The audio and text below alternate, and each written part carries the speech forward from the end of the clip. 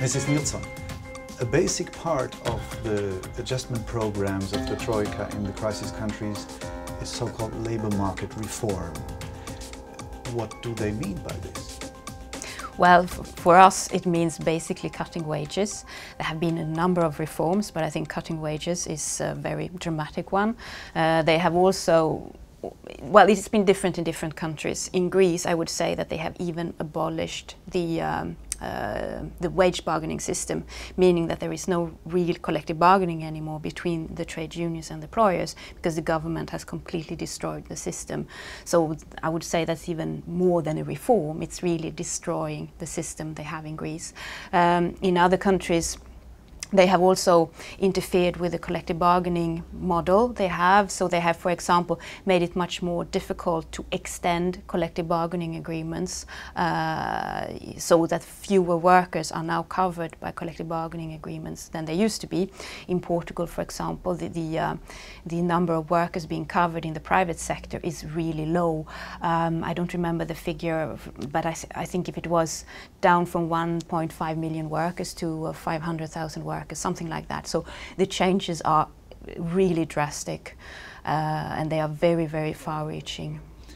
But the defenders of these kind of reforms, they say it's necessary to gain competitiveness again. Yes. And to make the Greek or Portuguese or Spanish or Irish industry more competitive. And this would be necessary to make the countries earn enough money to pay back their debt. Well, I think we can see what the result has been because this started a number of years ago. So we know now that what has happened is that the public debt has increased dramatically. The employment rate is extremely high. It's way over 25% in several countries. Youth unemployment is over 50%. These figures are just unbelievable. So I think it shows very clearly that these policies don't work. And I mean, this is not the kind of policies we want in order to increase competitiveness. I think the governments could have taken other measures. For example, they could have introduced, one of our demands as ETUC is the financial transaction tax. That would have been a way of increasing revenue, which is much needed in these countries. They could also have agreed on Eurobonds. So I think the European Union has a big responsibility, and they didn't really take the measures they could have taken to help these countries. Their response was austerity measures. We have to cut everything, cut wages, cut spending, everything which is important to society. Mm-hmm. I've read a paper produced by the Commission that one aim of the reforms is reducing the bargaining power of trade unions. Is this only one document, or is there a general trend in the EU Commission? It's a general trend, I would say, definitely. We see the same thing. There was actually one document adopted by DG ECFIN. I don't remember if it maybe around 1 or 2 years ago. And there they said very clearly, because they were making judgments on different labour market reforms, and then they said that reforms that reduced trade unions' bargaining power were good for society. So it's very clear what the Commission aims at. Of course, they want to reduce the power of trade unions to bargain collectively for their members. It sounds a bit like a class struggle from above, from offices, from government offices. Yes, we see it also in the country-specific recommendations that the Commission issues every year. Many of these recommendations are about cutting wages, and again they interfere in the bargaining systems in the different countries. Every year they criticize those countries that have a system of indexation, which means that the salaries are increased automatically with a certain amount. And I can't see why the Commission should interfere with this. This is for the social partners and the governments in the countries concerned to decide. It's not for the Commission. And I also think that this indexation is something that helps stimulate consumption. Which in the crisis is extremely important, because what we need is to stimulate demand, and that is not happening today. How do you think this direction, this bias in the EU Commission's policy has been produced? Where does it come from? Yeah. The Commission is supposed to defend the general interest and not certain parts of the society. Yes, how did it become like that, like this? I think that's very difficult to say. I think we have been pursuing these kind of policies for a very long time, where we have deregulated everything, we have liberalized and flexibilized labor markets, where labor is just seen as a commodity. Commodity. When you can't treat workers as a commodity. And it's really the wrong approach. But Keynesianism has been completely abandoned. We hear again and again from governments that they are focusing on the supply side and not the demand side. But if you cut the wages of the workers, how can you then stimulate production? Who is going to buy products and services? But you can't say this in general. The German government, for example, cared about the demand side when the financial crisis has hit our country. They have invested billions and billions of euros in economic stimulation in 2009 and 2010. Well, I can't really pronounce myself for Germany. I don't know the situation in Germany very well. But in general, what I see is that the focus is on cutting everything, and it's not about stimulating consumption, stimulating demand, because what we need is investment. We need governments to invest in our economies. We're not going to become competitive by reducing wages, because this is a vicious circle which is just going around. I mean, you started to cut dramatically the wages in those countries most concerned by the crisis, like Greece, Ireland, Portugal, and so on. And then we see how it continues. Now the Commission says that wages are too high in France, so wages have to come down in France. Well, if they do, then they have to come down in the other countries so that they stay competitive. And then it will turn around like this, and eventually it will come to Germany as well.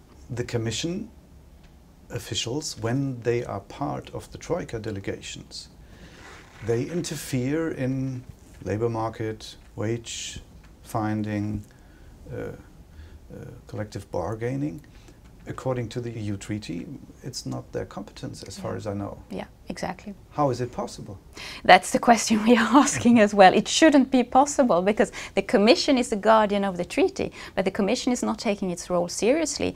And not only the Commission, but the European Central Bank as well, because they are both bound by the treaties. It's different with the IMF, because the European treaties do not apply to the IMF as it does to the Commission and the ECB. But our view is very clear. They are way beyond what they are allowed to do. I mean, and there is also, it should also be said that the Troika does not have a legal basis for what it's doing, and yet it's imposing its austerity measures in these countries. But it's also very interesting because we see how the Commission and the governments are always blaming each other. So the governments say, oh, we didn't have a choice, we were forced to do this because of the Troika.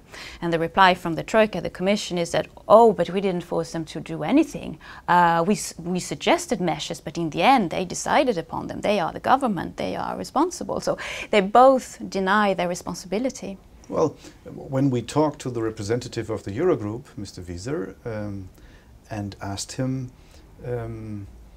why do you do this? He defended. He did not say it was only them, the money. But he said, well, it was necessary, and of course, if you are a debtor and you get independence of the creditors, then you have to follow the creditors' demands. So for him, this was legitimation, enough. But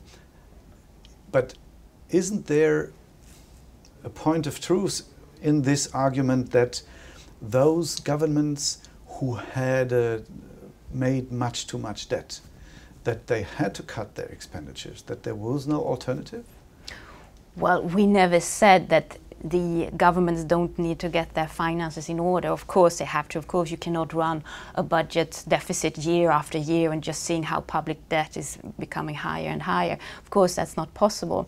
But the problem is that the cuts, they came very quickly. They could have made a plan for a much longer period where the governments would have had more time to find the right measures. But they stipulated the goals very harshly. So I think they should have given them much more time to try to get their budgets in order and so on.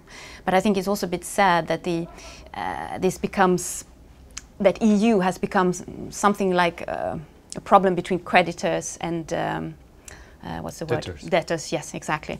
It has come down to that. What about European solidarity? What about solidarity between these countries?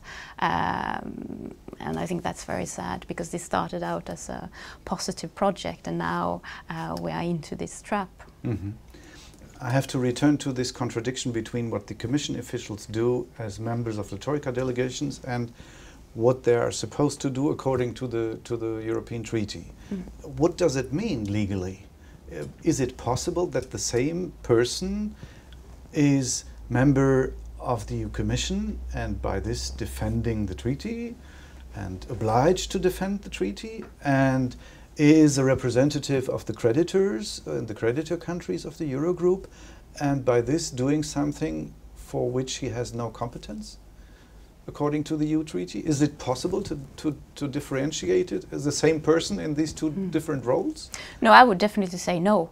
The Commission is a guardian of the treaty. The Commission always have to respect the treaty. It's not because the Commission is part of the Troika that it can say, oh, well, we put the treaty aside because we're part of the Troika and the Troika can do this and that. No, it can't. The Commission should, in all circumstances, respect the treaty. And for me, it's very clear that they didn't. They have not respected the treaty. And what is your consequence from this? Will you bring them to court? Well, I wish we could. I think somebody should. We have looked into this issue. And I have to say also trade unions have tried, I think in Greece, trade unions there try to bring a court case. But it's very difficult because we are not what they call, according to the treaty, privileged applicants. Only the EU institutions and member states are privileged applicants. So a member state could easily bring an action against the Commission or the European Parliament. We have actually solicited the European Parliament to bring this kind of action. We think it's needed. The problem for us is that in order to bring a case, a court case, we would have to be seen as having a direct interest. And as we are here in Brussels, a European organization, we are not seen as having a direct interest in what is happening, for example, in Greece and the consequences for Greek workers. Members, the national trade union? Yes, well, again, as I said, it's very difficult as they have the same status, and as it is an organization, because I base myself now on previous court cases, because every time worker representatives have tried to bring a case to the European Court of Justice, they have failed, because every time the court argued that they do not have a direct interest. So the organization as such is not, according to the view of the court, directly concerned by the fact that they are cutting the workers' salary. And the European Parliament could do it only after a vote of the majority of the Parliament? I don't remember exactly the rules for the Parliament. It may be very well what you just said. I don't remember exactly. Or what did the parliamentarians say? Well, they are not in favor. Those that supported our demand said that, well, it's not realistic because you're not going to get a majority in favor, and with a minority it wouldn't work. But it's more complicated than that, because if I remember correctly, there is also a particular role to play for the president of the parliament. But again, I would have to look into the books because I don't remember it now, just like that. But if there is the political will, yeah, then it can be done. And I think it's also interesting to compare with member states, because a country like the UK, they do not hesitate to bring legal action against the Commission. They did it, for example, on the financial transaction tax, which they don't like. And then they argue, oh no, this tax is not compatible with the treaty. So why doesn't anybody defend the workers in these countries? Why doesn't anybody want to bring a complaint against the Commission for not respecting the workers' rights? Have you ever discussed it with the responsible commissioner for labour conditions and social rights? Well, I haven't discussed it directly with him. I suppose I don't have those kind of contacts, but we have addressed it in various papers that we have. It's one of our demands. So we've been very clear with it. But I mean, the response from the Commission is that they find that they are not in breach of the treaty. They defend what they have done, and they don't think that they have overstepped the boundaries. But here we disagree. But they do a different interpretation from ourselves. But I can also compare it to other issues. I mean, we are fighting very hard for the respect of fundamental social rights, which are also protected by the treaty. But as soon as there is a conflict between workers' rights, fundamental rights, and economic freedoms, it's always economic freedoms that prevail. And that's not according to the treaty either. But how do we change that? That is the major challenge that we are confronted with. when we were in Greece and also in Portugal, one thing has been said as well by trade unionists, by employers, by ministers and former ministers. They all said, well, it only has begun here. And what has begun here will continue in all the other countries. For example, one former labor minister in Athens said, when I asked her, what you would say to the Germans? And she said, beware, what happens here will happen in your country soon, when they will prevail, when they succeed here. Do you see this trend? Is it true, or is it the difference between this poor debtor countries on the one hand and the rich and powerful ones in the center, in the north? Well, if we don't manage to change current politics, yes, then I'm very afraid that that will happen, because what the Commission is doing is really putting one country against the other, saying, now your competitiveness has gone down, you're not as competitive as you used to be, and the only way, in their view, to increase competitiveness is to cut wages and labour market reform. And then, of course, when governments implement these kind of policies, then the other governments or the other countries will be less competitive. Because if wages are decreased in a number of countries like France, then Italy will have to reduce their wages, and then in the end, yes, Germany will also have to reduce wages. So it's very, very dangerous, and that's why we really have to change the current policies. We have to get an understanding that this is not what we need. What's going to happen with the European integration if the process continues? Yes, well, it's very, very difficult to say. I mean, if we are optimistic, then we hope that policies will change, because we do see that there is more acceptance now for our demands for investment and so on, and that there is recognition that they have gone too far in some countries. However, the economic situation is very, very bad. We have hardly any inflation, and the policies being pursued also by the ECB, keeping inflation down, is not good for paying off debt. We need stimulation of the economy, and that is not happening right now. And yes, that will have a negative effect on European integration, I fear. But isn't it far worse that national resentments are on the rise again? For example, when I talk to my fellow Germans, even ordinary people who have a job and, no losers at all, but when you talk with them about the Euro crisis, oh, we have to pay for everybody in Europe, it's our money, they should work themselves and so on. There is this kind of resentment coming again. Yes. And the lazy Spaniards and, this French, they have a much too big state and so on. They have no real information. No, that's true. I mean, I have heard that argument as well, and I find it very worrying, because it means that it is only the image that has been given to them that image has become the truth. Yeah. It's like it's their own fault. I hear all the time, yeah, but they overconsumed. So it's their fault, and they have to, adjust as everybody else. But I think that's extremely oversimplified. I wouldn't say that is what has happened. So of course that will have a negative impact on integration, and I think we already see the consequences. We now have a European Parliament where we have many extremist groups that have gained seats. Myself, I'm from Sweden. I think it's the first time, if I'm not mistaken, that the Swedish extreme right-wing party has gained 2 seats in the European Parliament. And so we see it, and we have seen that the Golden Dawn, the neo-Nazis from Greece, they have also gained seats in the European Parliament. And that is a result of the policies that are being pursued here. What the policymakers need to do to overcome or to avoid putting European nations again against each other. Yeah. It remembers a bit of the 20s of the last century, when every nation was against every other nation in Europe. Of course, it's only in the beginning, but what needs to be done to avoid this in the future?